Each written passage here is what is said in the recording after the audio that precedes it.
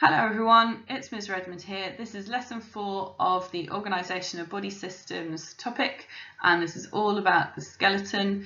If you haven't got one, please go and get a pen and a piece of paper so you can make notes and do the little tasks that I'm going to give you as we go through.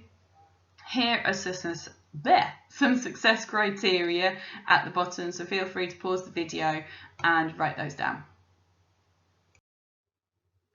This is a really cool diagram of the skeleton because it's got all of the names of the bones on there. So this isn't something that I practice all the time, so I'm not very good at remembering these, so it's quite nice for me to have this diagram on there. And this is a more traditional one, so you won't need to remember most of these, but you should be aware of the skull. You should be aware of the vertebral column or the spinal column or the backbone. The pelvis is pretty important.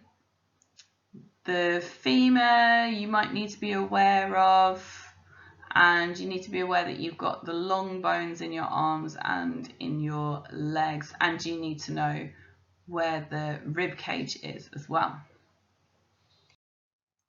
So there are 4 main functions of the skeleton: to support the body, protect internal organs, to help movement, and to make blood.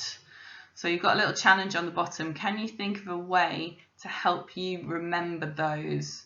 So you can pause the video now and write down your ideas. If you want to check them, send them in to your teacher. So support. The skeleton provides a framework for your body and holds the internal organs in place. Without a skeleton, your body would be like a jellyfish. So here's a diagram of a human with a skeleton and what would happen to them without a skeleton. Not good. Protection. Bones are hard and strong so they can protect the internal organs. The skull protects the brain. The rib cage protects the heart and lungs. You've got a diagram of that here, and we talked about the rib cage in a previous lesson.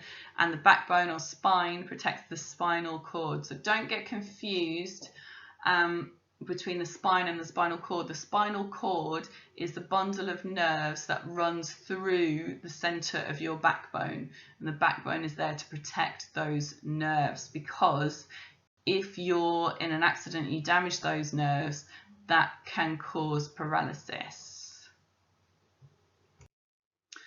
Movement. The muscles attached to the bones of the skeleton and together with the joints make it move.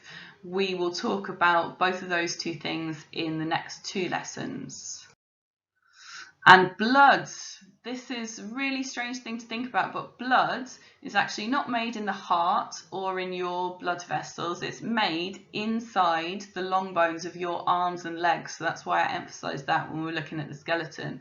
So the long bones of the body, like the ones in your arms and legs, have bone marrow inside of them, which produces red blood cells and white blood cells. So if you've got a dog at home, you might sometimes feed them a bone, and inside there's kind of squishy stuff that the dog thinks is really tasty and has to gnaw at the bone to try and get that stuff. That's actually bone marrow.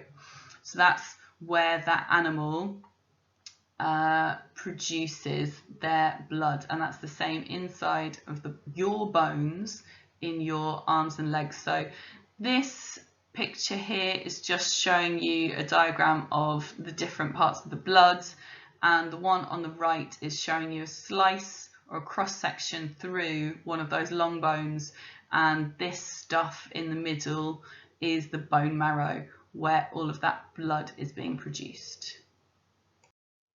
And here's your summary. The bones are hard, strong and slightly flexible. Bone is living tissue, and the bones are the individual units of the skeleton. The skeleton is all the bones in the body, and the functions of the skeleton are to support, so provide a framework for the body and its internal organs, to protect, prevent damage to internal organs, to aid movement, muscles and joints allow the skeleton to move, and to make blood in the long bones which contain bone marrow. Lovely. Thank you very much for listening, and I'll speak to you next time.